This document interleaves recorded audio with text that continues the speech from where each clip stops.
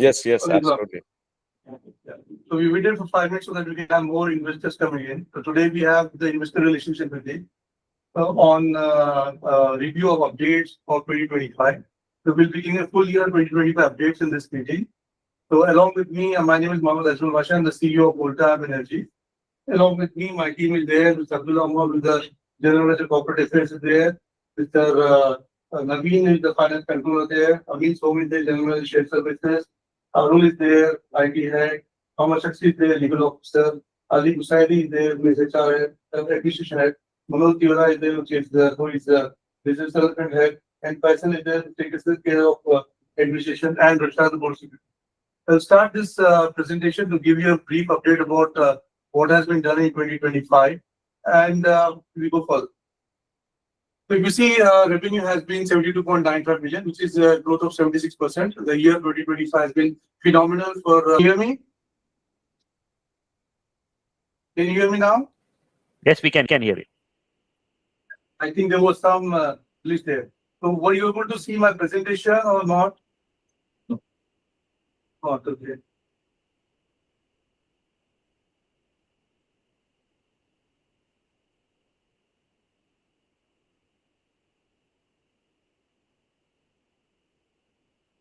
Can you see the presentation? Yes. Yes.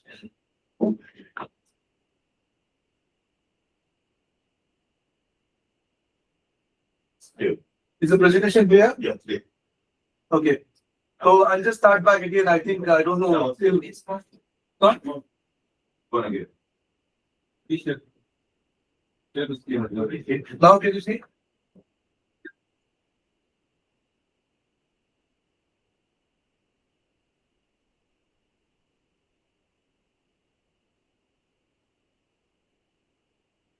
Can you see now?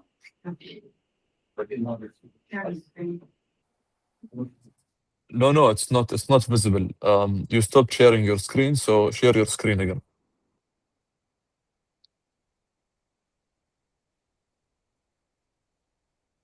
Can you see now?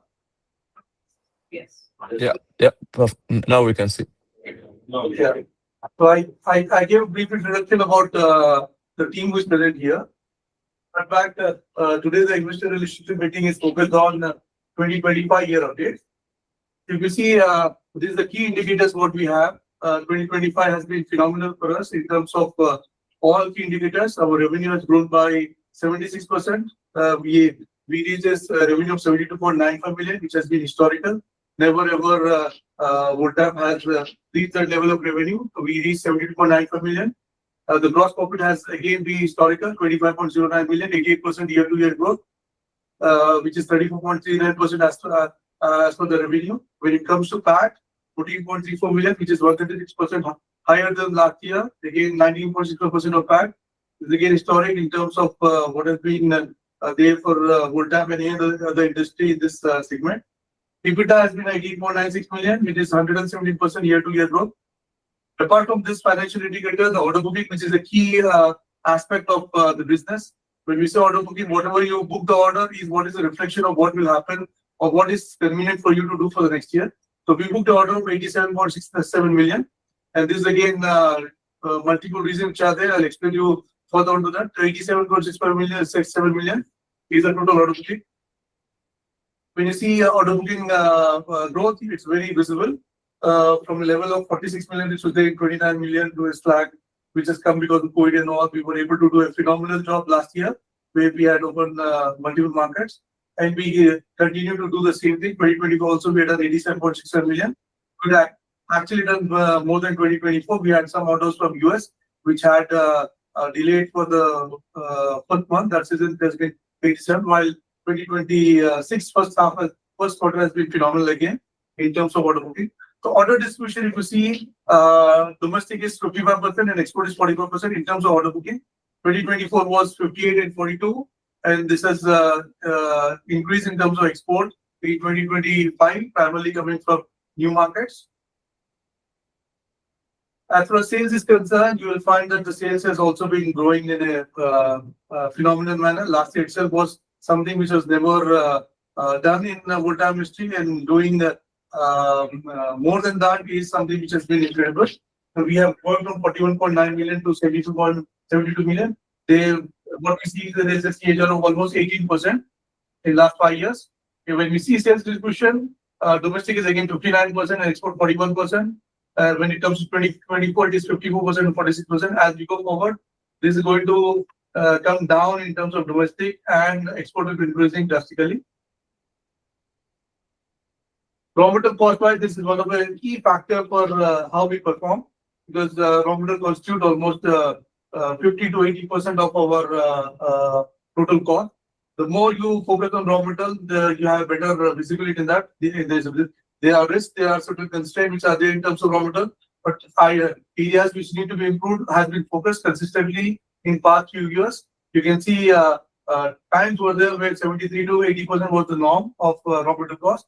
We brought it down from 80% to 65% to 58% or 57% in 2025.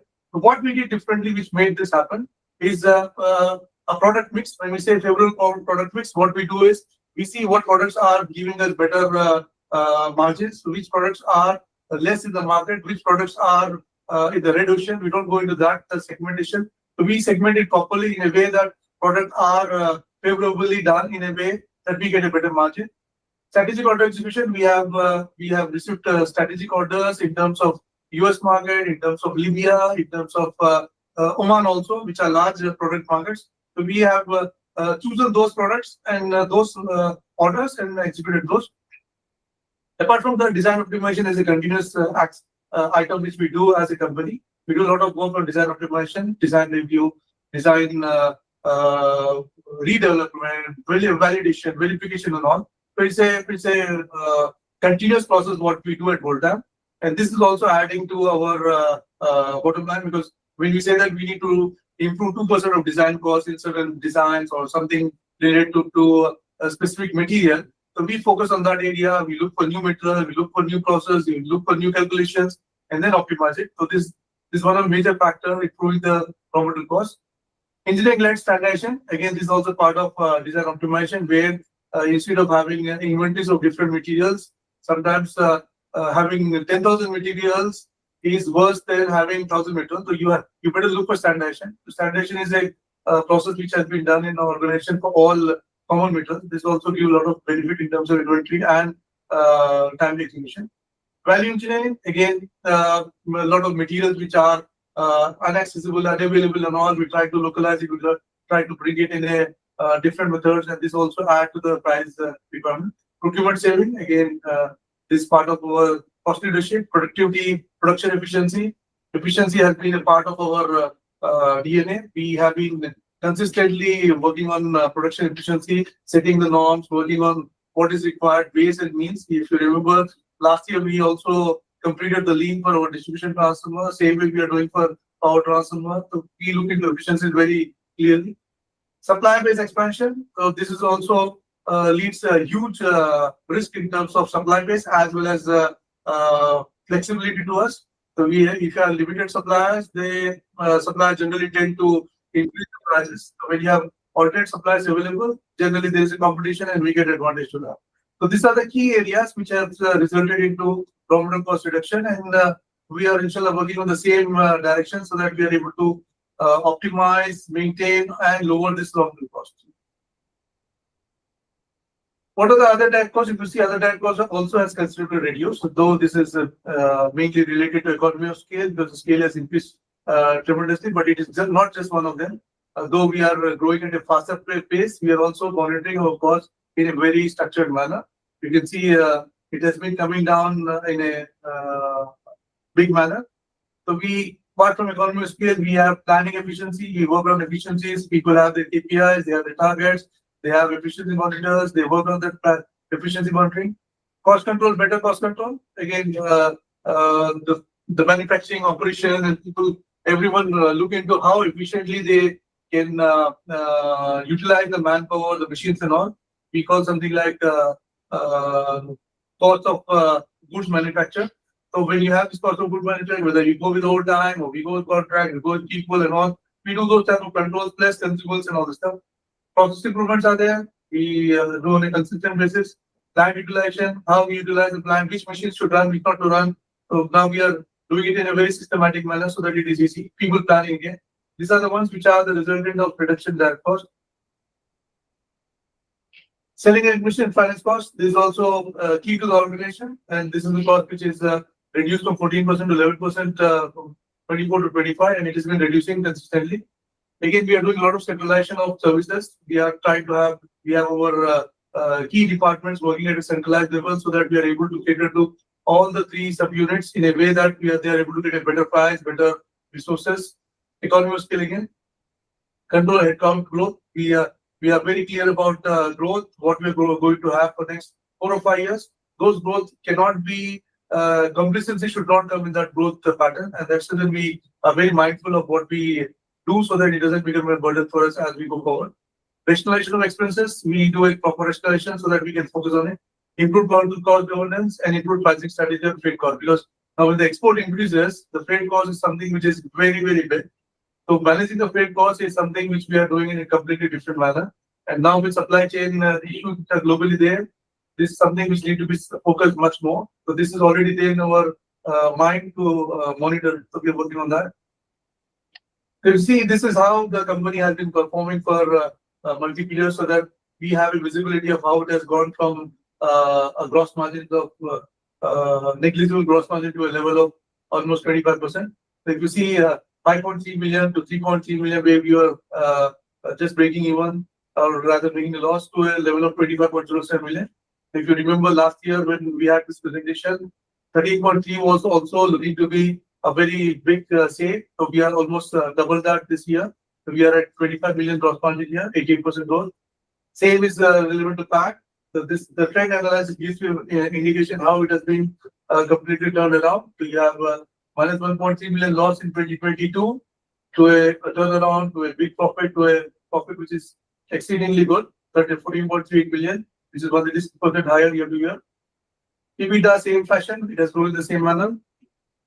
So if you see what are the contributors and challenges we have in 2025, which has added or delayed us into the process. So if you see positive contributors, strong performance in power transfer. Power transfer has been a strong performer. Power transfer has given out of the 73 million, it has given almost 49 million.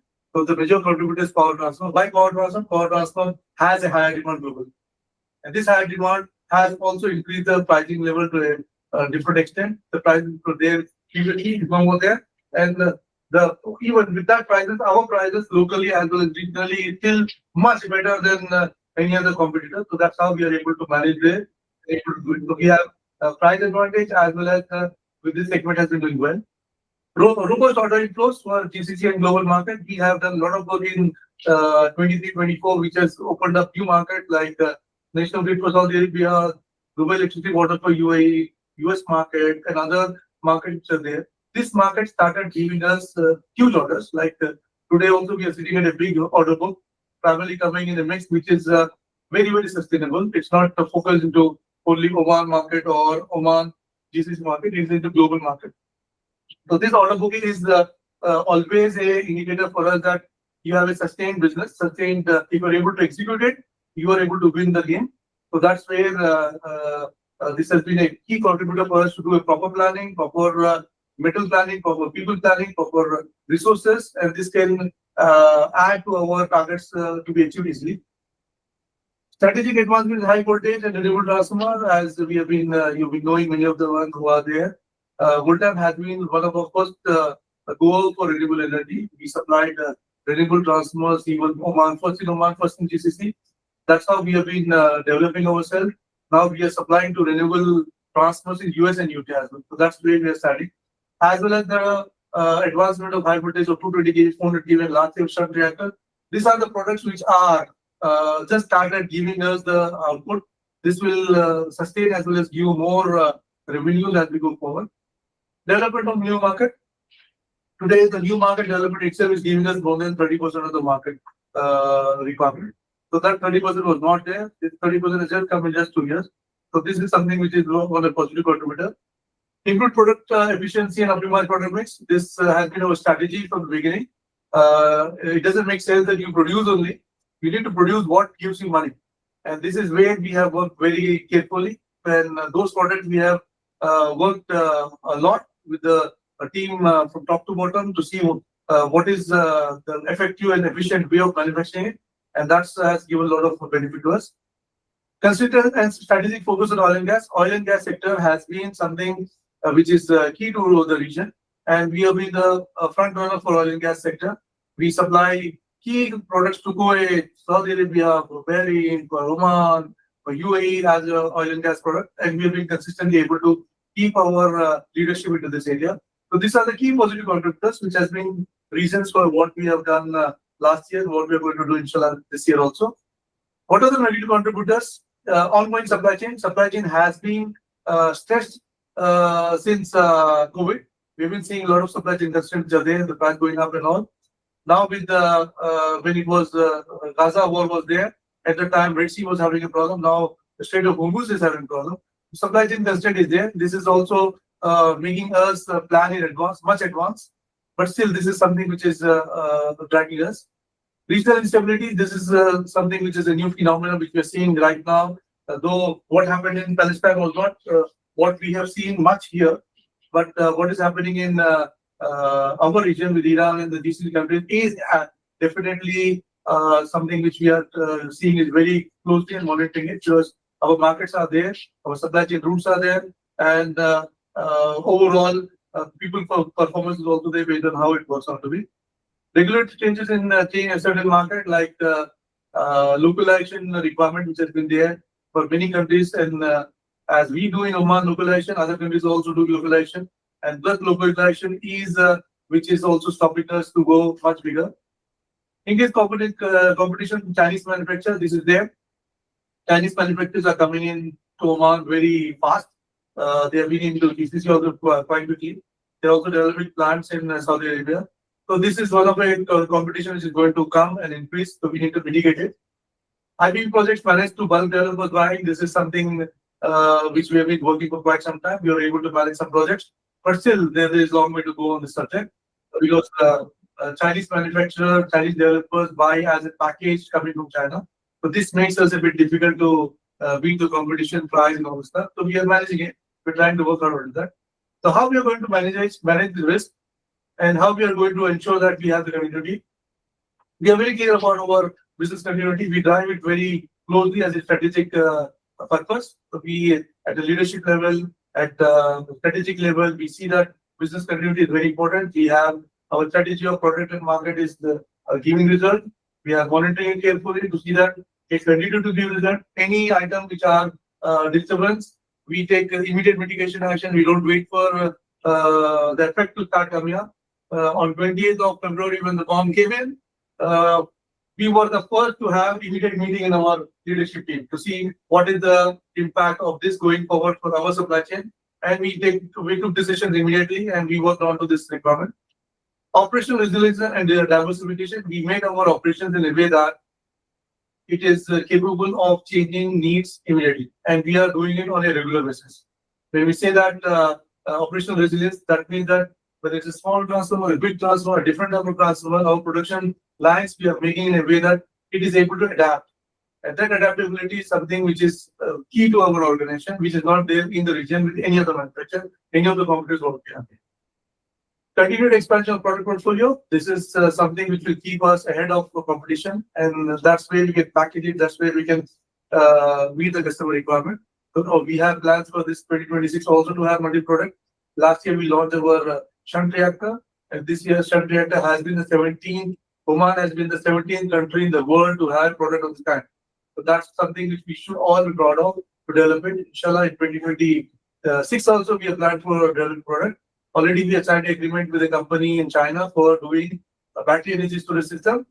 Battery energy storage system is one which is the new world requirement. Renewable solar power production was the first part of renewable energy. Now battery storage is the second part. And what we see in Oman as well as GCC as well as in UK and US is a huge demand, and we have already completed our technical collaboration. We are having three-phase approach towards that, so we are going to have that. That will come up into 26 and 27. Niche product segment focus, this is also there. We look for products which are niche. We don't go into competition where we have competitor doing some business and we go into that market reduce supplies and all. That is not what we're saying. We are trying to develop technology within Oman. If you want to develop technology in Oman, we need to bring something which is beyond what anyone can do. This is our focus. So we have in 2026 also 4 products, which inshallah will bring in 2026. Continuous effort to build sustainable and scalable business model, what I explained in the point number 2. Cost competitiveness already to similar supplier base. We have a dedicated team and it's working on a continuous basis to see that alternate supply base is there. Today, if we are not able to get it from GCC countries, because now if there is a difficulty in getting material from UAE or Bahrain or somewhere, so we have alternate bases. We have bases in India, we have bases in China, we have bases in UK, we have bases in Europe, we have bases in USA, we have bases in Malaysia, Indonesia, and all. So we have alternate bases available. So we are able to work to there, and that's we are continuously working. So we develop few suppliers. We're going to develop more. Apart from that, the most important thing is we are very, very clear about developing localization. We have already developed many local suppliers, and Voltime is going to launch a program on localization next month. And you'll find that we are trying to see that components, what goes into transformers, will be localized here. So we're going to have big sessions, workshops, and all, calling SMEs, calling industry experts, and we will support them. We will buy from them, and we will help them to develop the localization. So this will also help us as well as Oman. When you have integration with the components and all, you will not have this fear of supply chain, which has been there all along. Then people development, this is something which is a continuous process which we are doing, which will take care of multiple aspects of business. So we have a very clear team. We had HR at a centralized level in 2024, and we have been focusing to see that we retain people, we have good people, we train people.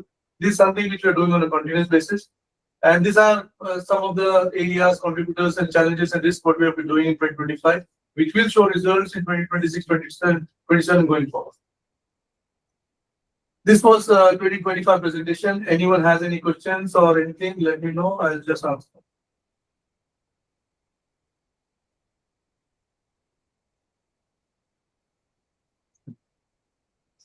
Yeah, boss. Thank you, Mr. Ajmal. Congratulations on a very good year. Thank you for the presentation. I have a few questions. I mean, the first one is, of course, on the ongoing, disruption in the region, and you addressed part of it from the supply chain perspective. But when it comes to your actual orders, are you seeing any order cancellation or delays? Because we've spoken in the past about how heavy these power transformers are, and some of them can't be shipped through road networks. And with shipping disruptions in play, how are you guys sort of impacted, and what are you going to do to mitigate that impact? And is there been a negative impact on 26 delivery schedule because of this disruption? I guess the first question is around what's going on, and how is Voltam sort of coping with it, and what could be the impact?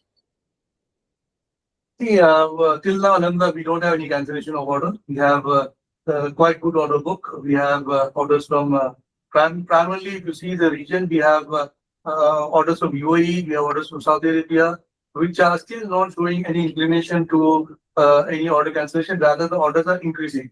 I had a discussion with the vice president in TAFA, which is Abu Dhabi Electricity, and actually they are trying to build up more stock. Okay, they find that the strategy what they had for a defined plan, they actually expanded their plan. So the orders are not cancelling, orders are adding. Rather, one of the tender which had around $40 million of requirement has changed now to $80 million. So it's almost double. So there is no cancellation as of now for us. But what we have seen during this week only, when I was having a discussion with a major utility in USA has flagged saying that we don't want any product coming from GCC, and they are a bit skeptical about that. So we have addressed those requirements also, and we are sure, because Oman is sitting in a very different position. We feel that we as an Omani company, we have a lot of advantages which are there. Like we were sharing an article to the US company about how Oman is advantageous. We are out of Hormuz. We are not. We have 3 ports which is out of Hormuz. So we are very secure in that manner, and we are regionally very neutral. We are in a different manner. And today, early morning, I got a WhatsApp message for him that we will have one more meeting to decide on this. So this is how things are going. So people are having some fears and all. How to address it makes a difference. That also people who don't know.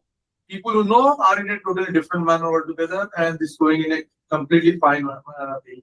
When it comes to second question on delivery, specifically to Bahrain, we have a concern with large transformers. But for small transformer, there is no problem.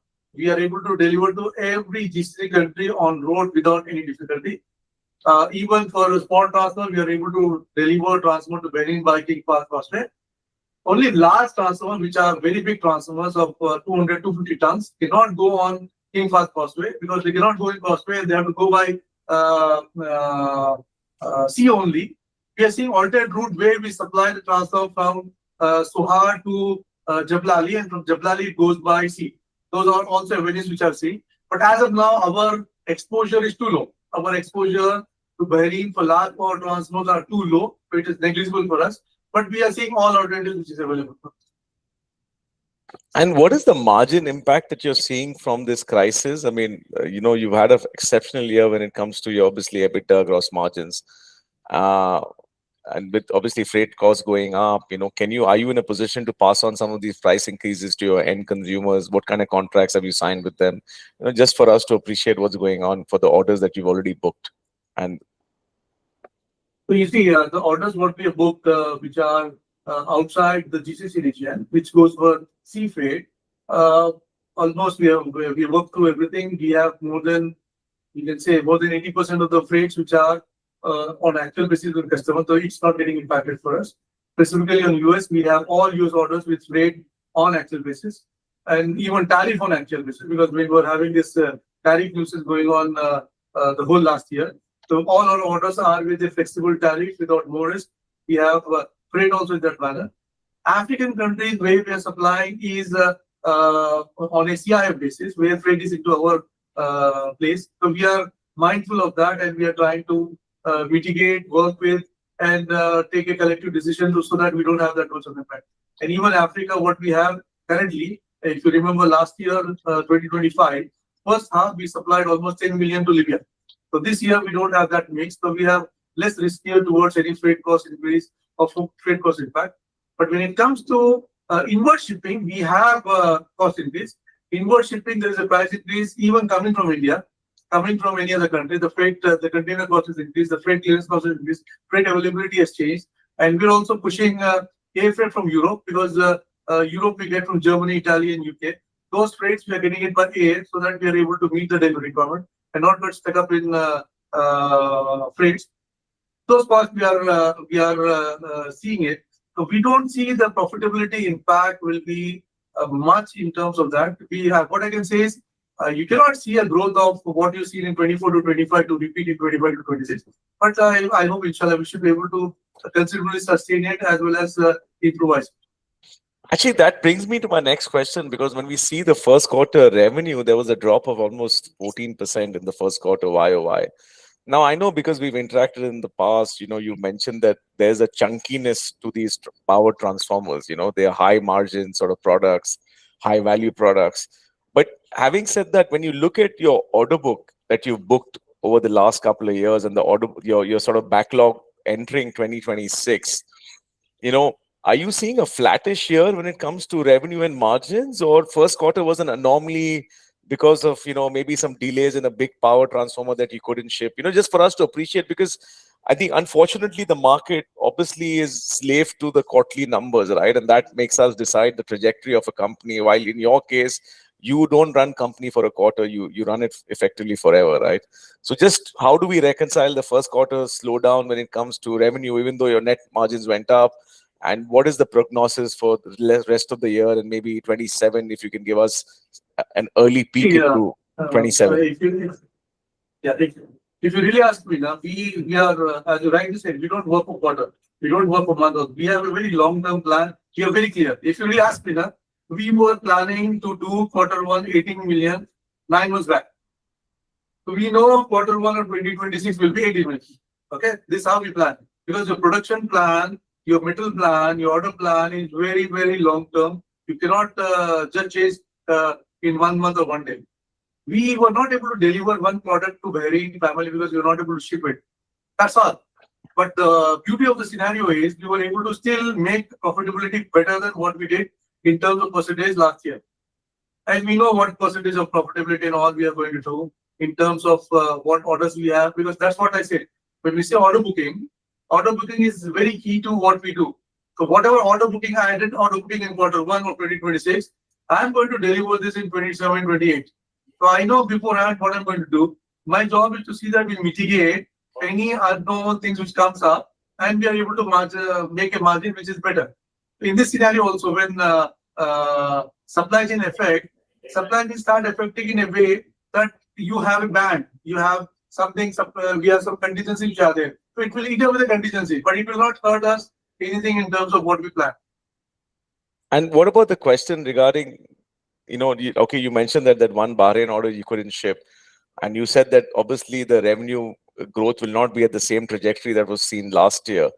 But will there be growth this year based on the order booking that you've had and the capacity expansion that you had over the second half of last year in Sohar? Because the first quarter gave us, obviously there was a disruption and, so we weren't too sure. Now you're saying you are expecting a flat quarter, 18 million. No. So what I'm asking you, Mr. No. is, are you expecting a flat year as well, 26 versus 25 on the top line? No, we don't. We don't see this as a flat year. We are very clear what we are going to do. We have budgeted it long-term back, so we know this is not a flat year. We have a growth. What I'm talking about is not a growth story, what we see from 24 to 25. The growth, there is a growth in revenue as well as profitability, but not to that extent. The expectation is that we will again have 88%, 100 to 30% of growth and all. That's not practically possible and sustainable. And we don't want to do that. If you really ask me, we are very clear that we don't want to do anything which is unsustainable. We will do things which are sustainable, which are doable, which are manageable. So what we see in 2026 is we are going to sustain what we have done and grow as well. Okay. And in your opening comments, you made a statement saying that the geographic mix is going to shift from Oman to the export markets. Can you comment on that in terms of what's the sort of mix are you looking at over the next couple of years? Which markets, and are these going to be sort of eating into your net margins? Because obviously I'm just, saying that the moment you sort of ship outside, there's this freight cost element that comes in. And I'm not saying this current disruption will last forever, but just for us to appreciate, your 2 to 3 year trajectory of how you're seeing the business evolve. You see, Oman transformer market, what we are producing, initially it used to be 25 million riyal. When we added the high voltage product, it became 45 million riyal. If this company has to be a 45 million riyal company, then it's better to stay back in Oman and don't look outside. But we don't want to have 45 million riyal. We're already 72, we're looking for 100, we're looking for much more than. So what we see here is you need to grow and expand outside. When you grow, expand and go outside, naturally Oman exposure will reduce. When I say Oman exposure will reduce, it doesn't mean that we'll leave any order of Oman. I have a very clear commitment with all the utility as well as users in Nama, in PDO, in Tokyo, everywhere. I will never ever let you down in terms of delivery for you. I will keep capacity for you because that is the whole purpose. We cannot have our focus going outside and not able to cater to Oman requirement. We will cater 100% requirement to Oman, but we will expand as well and increase our capacity. That's what we are doing. Okay. And can you give some guidance in terms of what the revenue mix are you seeing shift towards the international markets over the next 2 to 3 years? Our target is next 2 to 3 years, it will be 40-60. 40 will be domestic, 60 will be export.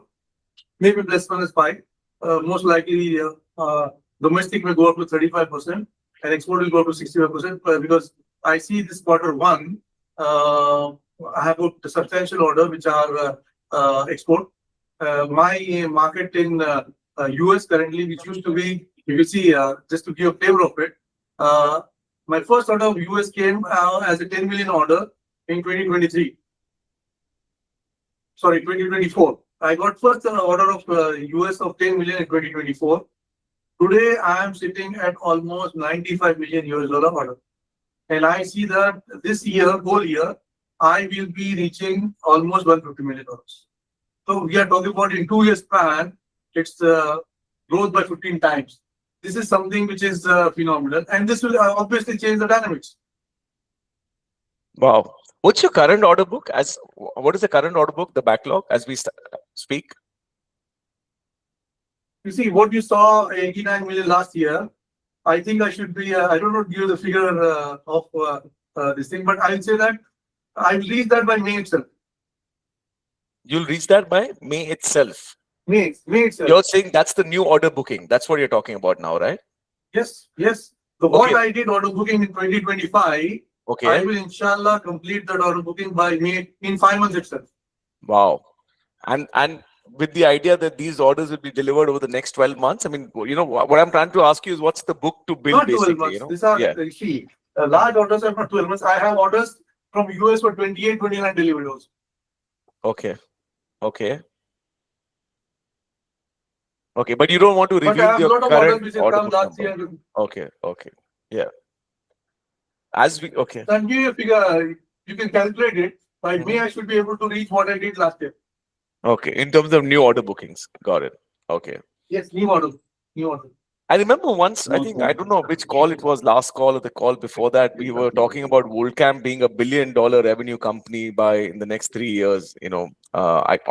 Forgive me, I don't get the year right, but is that plan still is that still the aspiration for Volcam to be an annual revenue company of $1 billion by, I don't know, 2029, or, what are you looking at? We have 100% aim, and our commitment is towards doing it for Voltam as a $1 billion company, and inshallah even 1 billion real company. We are very clear about what we need to do, how we need to do. Our strategies in place. Initially, our plan was when you were 40 million real company, our target was 100 million by 2030, and that was very skeptical at that point of time. But today we see that 100 million is nothing. It is achievable. So inshallah, $1 billion by 2030 or here and there should be possible. Okay. Can you talk about your expansion plan in Saudi? Has there been any delays there? I think we were talking about a couple of projects, even the GCC Labs project. So just wanted an update on all the expansion plans that you have going on, and, when do you expect completion and actual starting the projects? So if you see our first joint will, Mana want to tell something, or I will answer it and then you start. Okay. I'll just complete this one, then Mana, you can have your question. Joint venture for Saudi Arabia for transfer, which was there with Al Sharif. Initially, it was a 51% share of Al Sharif and 49%. We were working towards it, and we acquired the land. We have a company, we have registered it. We did civil designing completely. We covered all these aspects. During this time, strategically, we decided that it is better to go as 80% shareholder. I had a meeting with the utility CEO, and he was also very positive towards that. The company has acquired balanced percentage, and currently we are 80% shareholder with complete management control with Volta, and 20% they are non-operating partner. And currently we are finalizing our construction contractor. This should be finished within this month itself. So we should we see that there is a delay of almost 6 to 9 months because of this things which has happened. We're trying to see that by end of 2026 or early 2027, this practice should start running. This is for Al-Sharif. For GCC Lab, for joint venture, we have already established the company. The company name is VG Transport Technical Services. V stand for Voltam, G stand for GCC Lab. And this company is established. It is already the board of directors have been formed for that. We have acquired the land. We have completed the construction, designing and all. Construction should start next month. End of May it should start. And this should also see the day by mid of 2027. So the two joint ventures. Mana, you have a question? Yes, thank you. Good morning, team. Thank you for this presentation. I just have a few questions regarding you just said about the GCC joint venture technical service. So what kind of annual revenue contribution do you see from this company? Can you provide just a brief? You see, the two joint ventures, what we have, the first is a joint venture to manufacture new transformer dedicated to Saudi Electric Company requirement. The second joint venture is primarily for repair services for Aramco. So these are two different joint ventures with a completely different strategy for the market. One is for ACC, one is for Aramco, one is for new transfer, one is for repair. So when you ask a question about GCC Lab is for a repair transfer. We see that the capacity of this repair transfer is almost 5,000 MVA. When you say 5,000 MVA, we are seeing a revenue level of almost 100 million Saudi Riyal, starting at 100 million Saudi Riyal to almost 500 million Saudi Riyal. This is the level of business which this company is going to bring. Okay, thank you for that. And one more question, and with the new transformer capacity, you have mentioned earlier that this will be fully booked until 2027. So with the Sohar plant has now expanded its capacity. Can you give an overview about how you're seeing the demand position and the order book and the capacity utilization levels for the next 3 years? So I was not able to hear you in between, but I think you're talking about Sohar capacity utilization or not. If you see, we had an increase in capacity in Sohar from 7,500 MVA to 2,500 MVA. The objective of this expansion were two primarily. One is to meet the demand of the customer requirement. The second part was to move from smaller MVA to higher MVA. So what happens is, just to just give a simple understanding. If you make a 50 MVA transformer, if you have a capacity to manufacture 100, you make 5,000 MVA. Okay? Instead of 50 MVA, if you make 100 MVA, same 100 transformer, the capacity becomes 10,000 MVA. How we see a transformer company at a bigger level is 50 MVA give you less value addition or value contribution than 100 MVA. So as we go up, the upper we go, we have a better margins and all. That's what we've done in power. We moved from an average of 36 MVA, which was there consistently previous years, hence I mean to say 22 and before, to a level of almost 67 MVA today. And our target for 2026 is 100 MVA. So when you have an average MVA, when you say average MVA, you do 500 MVA, 220 MVA, 100 MVA, 30 MVA, 20 MVA and all. So the moment you go up the ladder, so your capacities will go in a different manner, utilization will go in a different manner. Currently, 2026, we see our utilization will be around 82 to 83%. And we see that this will go to 82, 83% to 90, 95% by next 2 3 years. Okay, thank you for that. Just one last question regarding the profit. When I look at the profit for the fourth quarter, it was 4.7 million. And in third quarter, it has come up from the third quarter, which is 2.7. So I just want to understand what was the surge in this profitability, and you have explained in the first quarter of 2026 it has come down because of the Bahrain, right? Yeah. Yeah. So you see, it's more to do with the product mix, which was the first reason I said in many cases. Product mix is something which is very, very important, as well as the sales what you do, because you're absorbing the whole cost with the lower sales or absorbing the cost with the higher sales. So it's a direct bottom line. So if you see Q3, Q4 of last year, the major contributor is your sales. There's a big sales difference between Q3 and Q4, and which we'll see going forward also. But when it comes to profitability, the lower sales, the lower profitability. We see this in Q1 in a different way. We see Q1 of 2025 to 2026 saying that we were able to make a margin of 17% in quarter 1 2025, and quarter 1 2026 we are making 19% margin. The difference in this margin are primarily because there is a lot of improvement which has gone in. If this was if I had executed that 18 million, this would have gone much more higher, because it's direct value creation on the bottom side, because cost is already absorbed. So we see this in that manner. It's your mix of product, it's the total sales what you're doing, because there is a break-even point for the sales what we have with the 58-59% MSR. You have a break-even point. After that, you're just making the profitability. Okay, understood. Thank you for your answers. Anyone has any other question? Huh?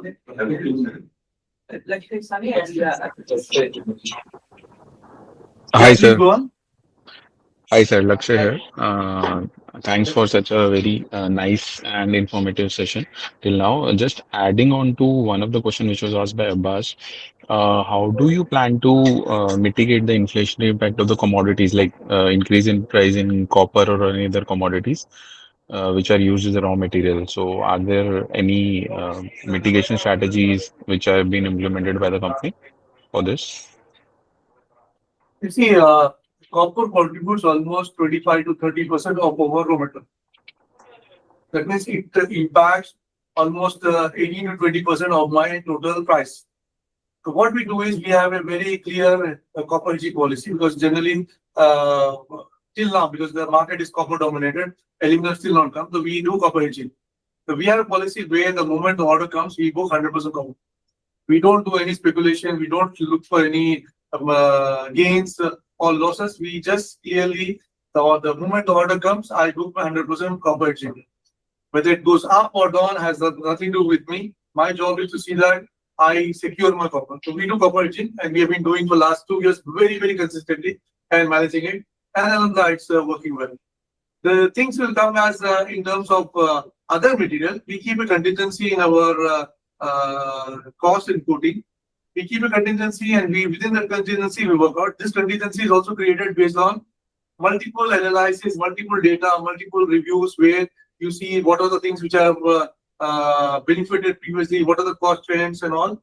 And this contingency takes care of almost, I can say, more than 90% of your risk which can come because of commodities. So roughly copper contributes around 30% to your overall cost. And what is the contribution of the other commodities that you mentioned in the costing aspect? So what I said is 25 to 30% is the cost of copper, is the percentage of copper in my raw material. Okay. Yeah. What is the contribution of the other commodities in the raw material costing? It depends on various products, like power transfer is a bit different, distribution is different, switchgear is different. But in a general way, if you ask me, copper contributes 25 to 30% of the cost, raw material cost. Electrical steel contribute around 20 to 30% of the cost, 30% when it goes for a high impedance jobs and all. And mild steel, which is tanks and radiators, costs around 10 to 12% of the cost. Oil contributes around 8 to 10% of the cost. Accessories are there. These are the major ones. Okay. So, thank you. Thanks. Shaul Turabi, please.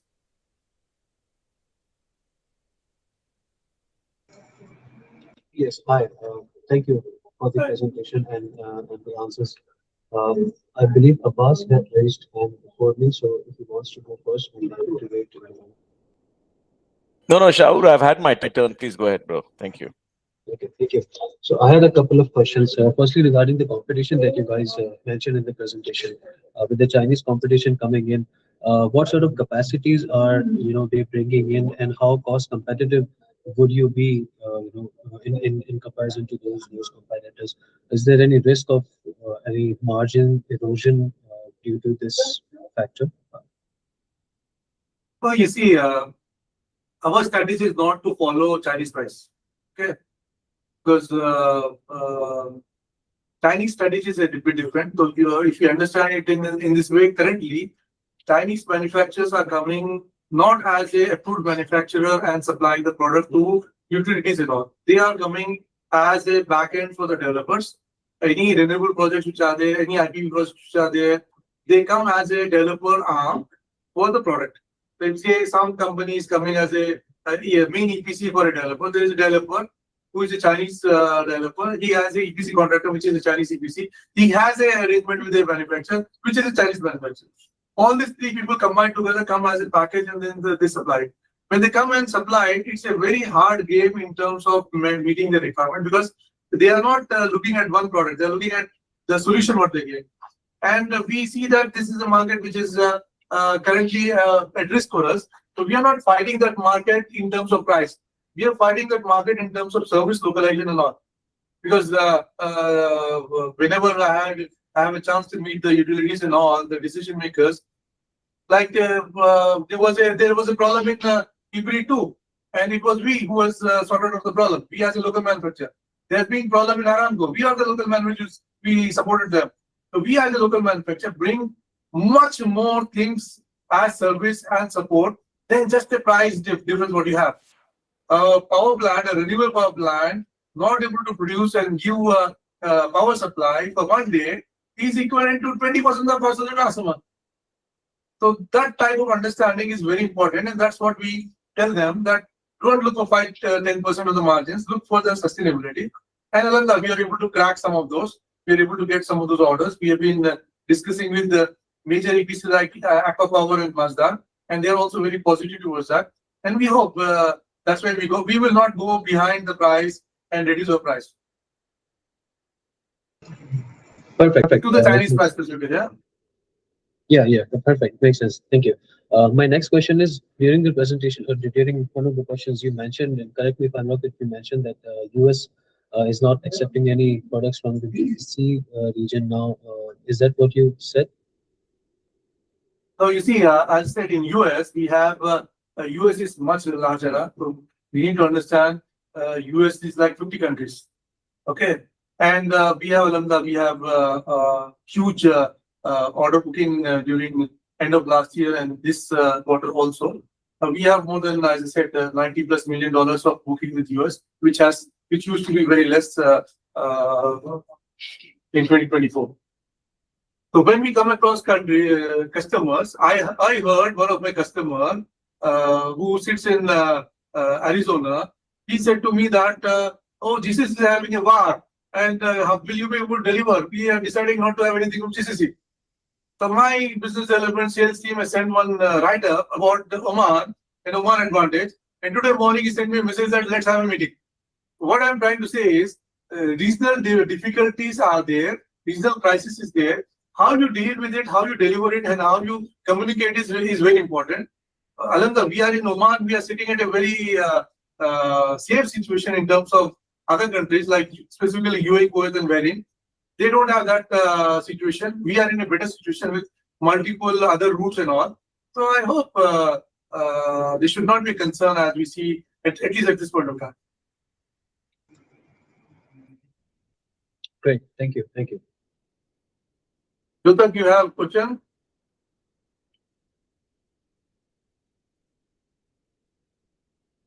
Hello. Yeah. Am I audible? Yeah. Yeah. Hi, sir. Yeah. Thanks. Yeah. Thanks for the opportunity. So a couple of questions from my side. First is in terms of guidance, if you can give us guidance, what revenue growth and profit growth are you expecting in 2026?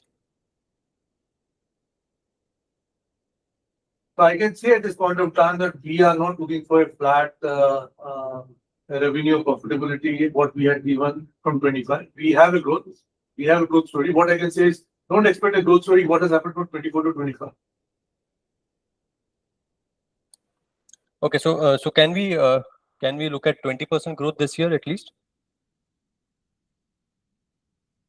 There are multiple things which are there. I don't want to give a number to you, but there is growth which is going to be inshallah in both sales and profit. Otherwise, the whole purpose of having such a big order book and all doesn't give clarity, no?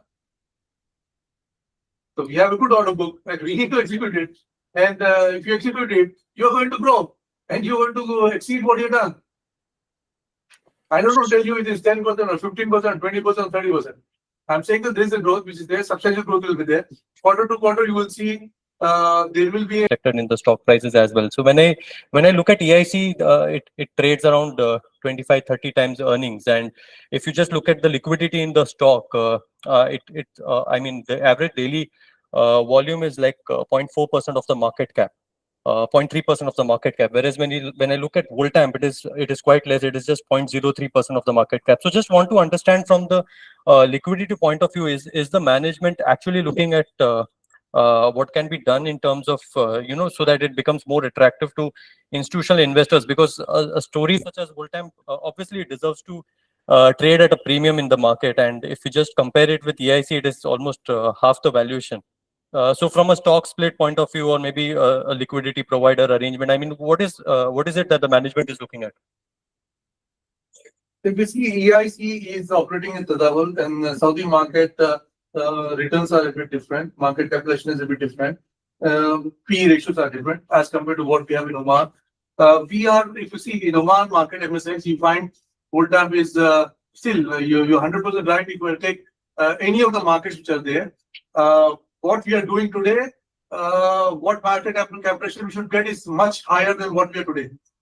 Having said that, Oman is MSX is a market by itself, and the liquidity is a concern in terms of availability. Management as well as board is working towards how we optimize it, how we do it in a way which is sustainable and long term. And there are actions which are in place. Inshallah, you will be hearing it some decision if it comes out. Okay, sir. Thank you very much. We are actually short of time. I'll take last question. Ishan Kumar, if you have. Yeah, hello. Thank you for the presentation and opportunity to ask the question. I wanted to check in terms of exports, percentage of exports Europe constitutes at presently.